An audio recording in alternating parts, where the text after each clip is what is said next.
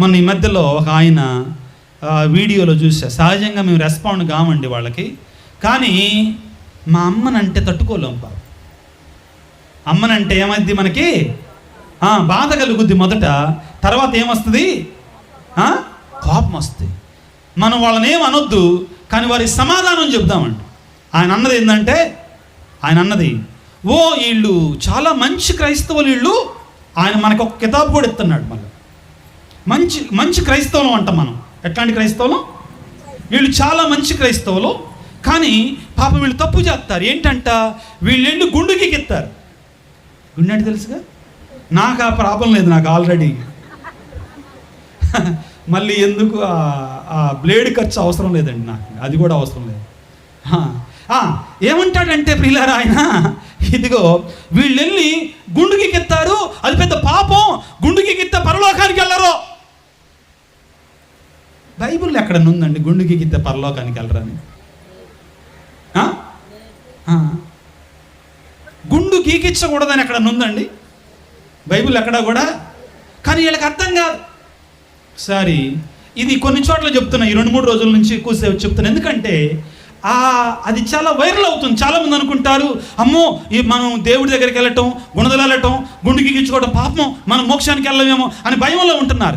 దాన్ని కొద్దిగా వివరిస్తాను పిల్లలు. మరియ తల్లి ప్రసంగం కాబట్టి, గుణదల మాత మరియ తల్లి యొక్క పుణ్యక్షేత్రం కాబట్టి, ఒకసారి అపోస్తుల కార్యాలు 18వ వచనాన్ని చదవండి నా కోసం. అపోస్తుల కార్యాలు 18వ వచనాన్ని చదువుకుందాం.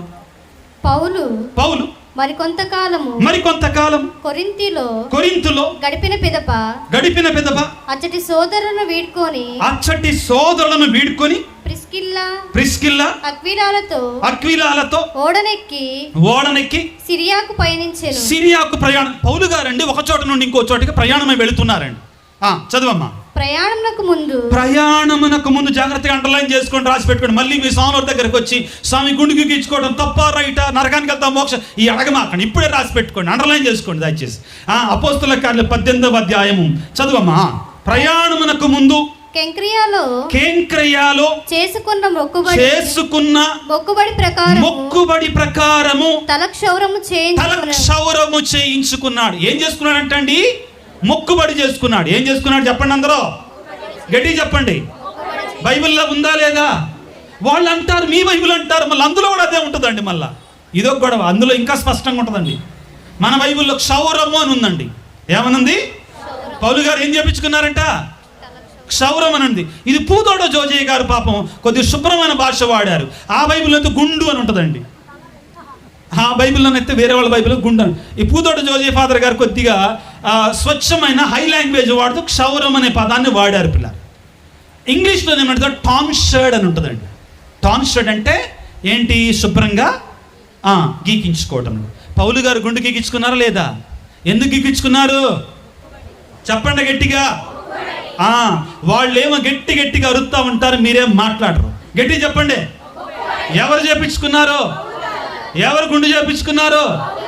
అది మొక్కుబడా కాదా? చేపించుకోవచ్చా చేపించుకోకూడదా? బైబిల్లో ఉందా లేదా? ఇంకో చోట చదువుకుందాం. అపోస్తుల కార్యాలు 21వ అధ్యాయం 23వ వచనాన్ని చదువుదాం త్వరగా. కొంచెం మైక్ దగ్గర ఉన్నాడు. కనుక మేము చెప్పినట్లు చేయము. ఇక్కడ మొక్కుబడి చేసుకొని నలుగురు మనుషులు ఉన్నారు. నీవు వారితో వెళ్ళి వారితో కలిసి శుద్ధీకరణ సంస్కారం నందు పాల్గొని తలక్షౌరం అంటే ఏంటి? ఇక్కడ తల వెంట్రుకలు తీయించుకోట.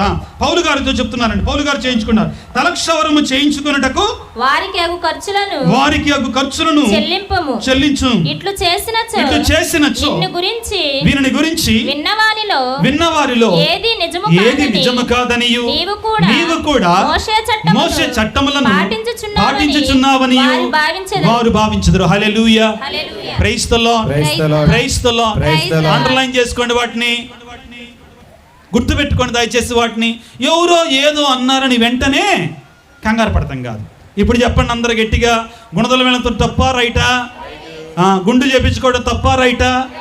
మొక్కుబడి చేసుకోవచ్చా చేసుకోకూడదా? నవ్వొద్దండి, మీకు నేర్పిస్తున్నా. No, it's not for joke, I'm telling.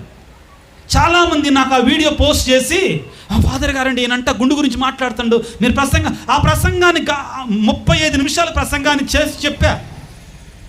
యూట్యూబ్లో ఉంది, సుమారు 2 లక్షల మంది చూశారు ఆ ప్రసంగాన్ని, నేను చేసిన దాన్ని. ఎక్కడి నుంచి? లేవీ కాండములో ఎలా గుండు చేపించుకునేవాళ్ళు, ఏ విధంగా ఉండేది అంతా క్లియర్గా ఉందండి బైబిల్లో. మళ్ళీ ఆ వీడియో నాకు పోస్ట్ చేసి, ఫాదర్ గారండి గుండు చేయించుకోవడం తప్పని చెప్తున్నాడు, మీరు ఒక వీడియో చేయండి. ఎన్నిసార్లు చేయాలి?